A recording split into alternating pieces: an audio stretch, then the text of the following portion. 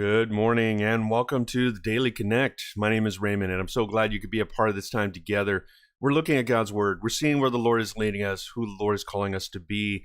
Today is Saturday and we are, in a sense, if we were to take the Jewish lead on this would be the day of preparation. This is the day before the Sabbath. And so I hope we're taking this day to prepare our hearts for this time of worship together as a community and together before the Lord. So happy day of preparation to you. Now, typically for the Jews, it's on Friday, but we're the modern day Christian having our Sabbath on the Sunday.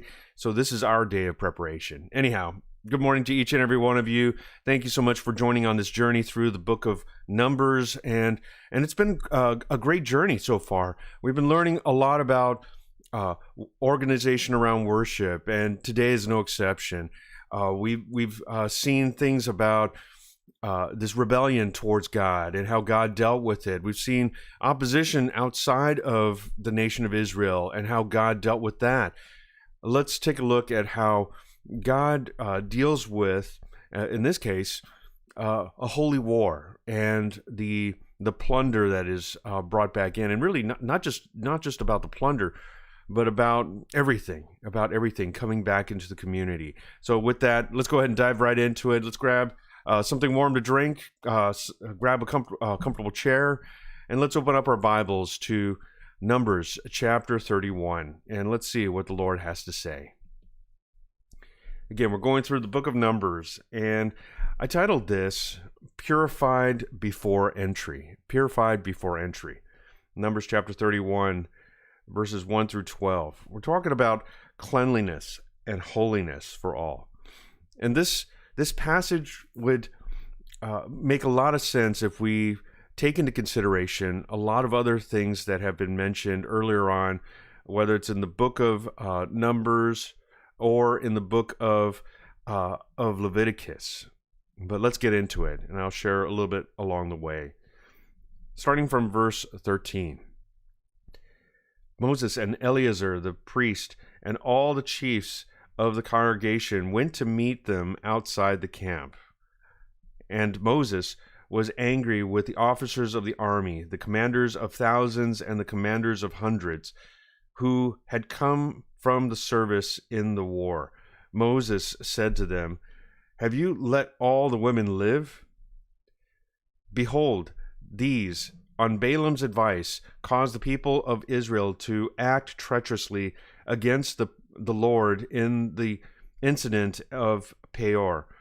And so the plague came among the congregation of the Lord. Now therefore, kill every male among the young ones, among the little ones, and kill every woman who has known man by lying with him. But all the young girls who have not known man by lying with him, keep alive for yourselves."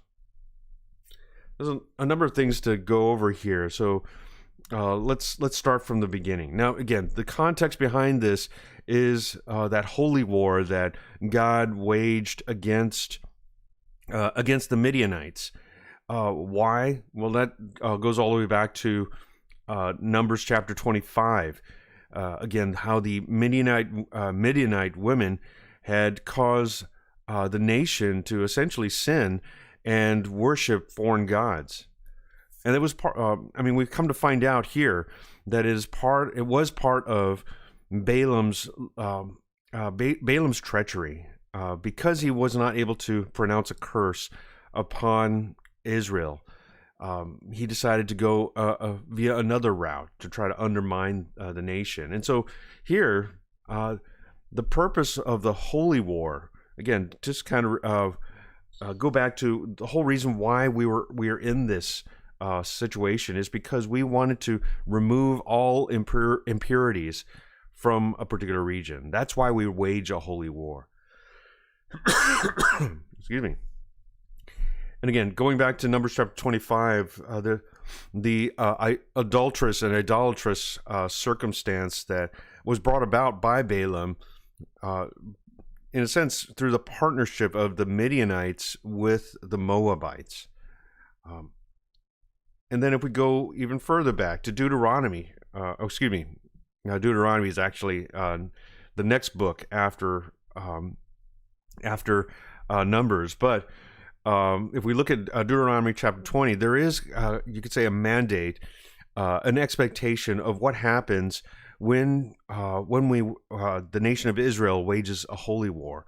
All the men are to be killed. The men in the attack of that city, all the men are to be killed, but the women, children, and livestock are to be considered as plunder. But in this case, this is different. Moses is angry because of the fact that it was the Midianite women that caused the nation to fumble, to stumble spiritually before the Lord. I mean, it's a massive stumble when you think about it. To worship foreign idols, to essentially walk away from the relationship with God, that is adulterous. That is idolatry, and all of that. If you look at what has been said in the previous books, all of that is punishable by death. So really, they should be punished by death. Israel should be punished by death right now. But God had showed mercy upon these people. Again, it was well, you'll have to go back to Numbers chapter 25 to review that, or look at my earlier live stream. But here, killing all the males, including the young boys, was needed, as well as all the women who have essentially had intercourse. And so all those people, men, women, and children who are male or who have had intercourse, they are to be killed off. Again, this is all for the sake of vindicating the honor of the Lord. What's interesting here, though, is the young girls that have not had intercourse, the virgins, are to be kept alive, either to serve as wives or to serve as slaves for the Israelite men. I'm sure there's a larger reasoning behind all of this, but it's not explicit here in this passage. But we see that on the one hand, these men that are these 12,000 men, and it's believed that no one died in this battle against the Midianites. All 12,000 of these men came back, bringing this plunder, and brought it before Moses and Eleazar, and both Moses and Eleazar were not pleased on a number of different levels. First off, because of the fact that the women were still alive. They were the cause for all this. But we also see that they're not ready to let the men back into the community for another reason. Let's take a look. Verse 19. Encamp outside the camp 7 days. Whoever of you has killed any person, and whoever has touched any slain, purify yourselves and your captives on the 3rd day and on the 7th day.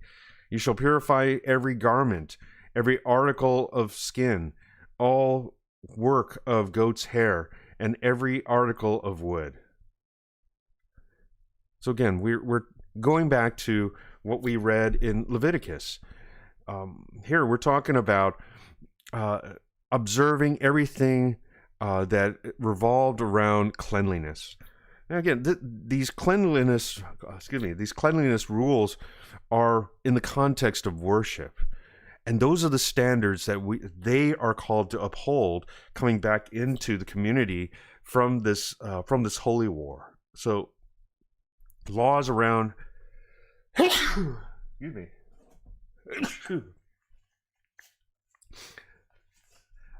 me. Laws around the uncleanliness cannot be ignored or exempted. So again, if you either killed somebody or you came in contact with a dead body, you need to go through the purification process. Again, we read about this earlier on in Numbers chapter 19, as well as in Leviticus. And then in the earlier context, there is this, when we look at passages like Numbers 19 or Leviticus, we see that it was not necessary to isolate outside the camp. Um, they were to basically hold up in their own homes, uh, remain in there for 7 days, uh, and go through the purification process from there. But here, it was important to be removed from the camp, to effectively not be let back into the camp until you have gone through the purification process. In the former, this contact with a dead body was probably incidental and inadvertent, accidental overall. But here, we're talking about a holy war where it was intentional and deliberate. And so we need to make sure that all the cleanliness laws are observed and kept outside of the camp until everything was made ready. And the purification process involved a number of things. One is, on the third and the seventh day, you're supposed to, while you're, in a sense, in isolation outside of the camp, on the third and seventh days, you're to be sprinkled with water that was mixed with ash, the ash of that red heifer. Again, going back to earlier, and then also washing of the clothes and also bathing. So you had to go through all of that before you can come back into the community. But that's not all. Let's take a look at this next section. Then Eleazar the priest said to the men in the army who had gone to battle, "This is the statute of the law that the Lord has commanded Moses. Only the gold, the silver, the bronze, the iron, the tin, and the lead, everything that can stand the fire, you shall pass through the fire, and it shall be clean. Nevertheless, it shall also be purified with the water for impurity. And whatever cannot stand the fire, you shall pass through the water. You must wash your clothes on the seventh day, and you shall be clean. And afterward you may come into the camp." So now we're talking about, thank you, Joanna. So now we're talking about the articles, the material goods that were plundered from the Midianites. Everything that's going to be brought into the camp, those articles must be purified as well. Everything, every little thing must be purified as if we're bringing it into the presence of God, into worship. But we're only talking about coming back into the camp. And so here, these are additional instructions that were brought forth by Eleazar. And it's not something that has been mentioned earlier, but it is to really expand on what God desires. Even the material goods need to be purified. And since these items essentially came in contact with various forms of uncleanliness, this new ordinance had to be instituted, had to be established.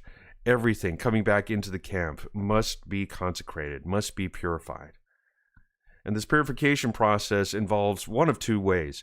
One, if it's metal in some form, or if it can stand fire, then it is to be purified by fire. And then on top of that, purified with water of impurity. That water mixed with ash of the red heifer.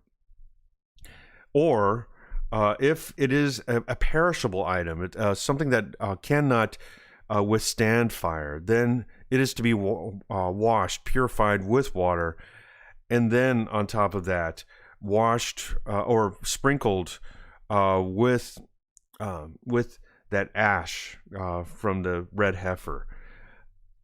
I mean, regardless, at the very end, it has to be washed, sprinkled with this water of impurity before it can come into the camp.